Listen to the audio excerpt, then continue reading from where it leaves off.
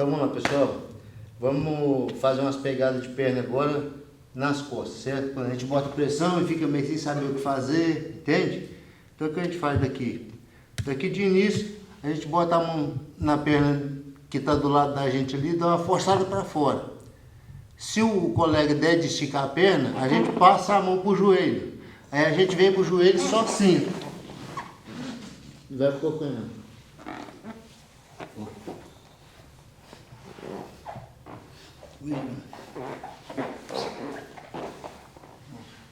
Esticou a perna.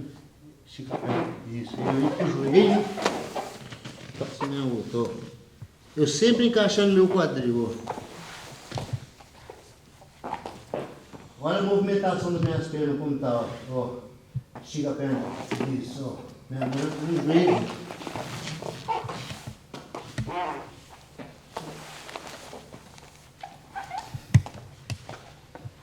Ó.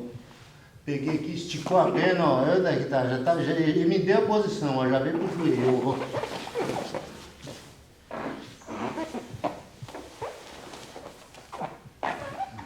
Não, cara, acaba de girar.